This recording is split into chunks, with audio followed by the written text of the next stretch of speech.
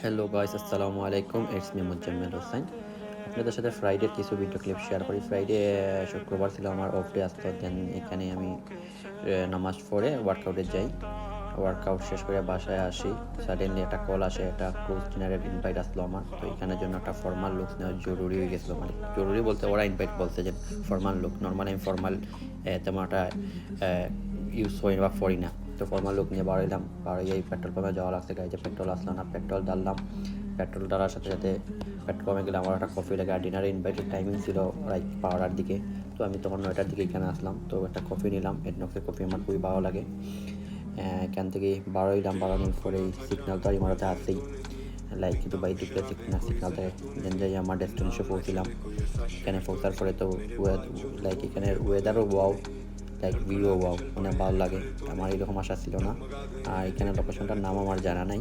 এখানে আমাদের cruise invite ছিল, তো অপেক্ষায় ছিলাম। কিছু পিকচার টিকচার নেই। দেন যে আমাদের ক্রুজ আসে। দেন যাইয়া ক্রুজে যাই, এখানে যাইতেই তারা ওয়েলকাম করে আমাদেরকে, লাইক আইসক্রিম দেয়।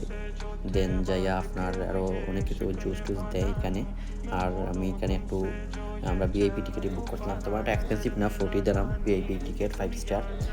তো ভালোই আপ্যায়ন হয় কেন।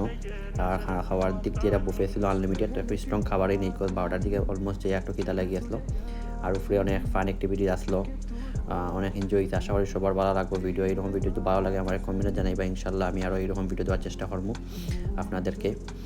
আর এখানে ক্রুজের যদি আপনারা সাইন আসতে পারবে, এখানে লোকেশন আমার ইয়াদ হইতেছে না, বাট আমি এখানে নিচে মেনশন করে দিব এখানে লোকেশন বা ডিটেলস। যদি আপনারা চাইন এখানে ভিজিট করতে, family friend everyone can go. এখানে সবাই অ্যালাউড আছে, কোনো প্রবলেম হয় না। তেমন একটা এক্সপেন্সিভও না, সবাই অ্যাফোর্ড করতে পারবে। তো এখানে অনেক অ্যাক্টিভিটি করার পরে আমিও টায়ার্ড হয়ে গেছিলাম। প্রায় 2 থেকে 3 ঘন্টার মতন এখানে আসলাম।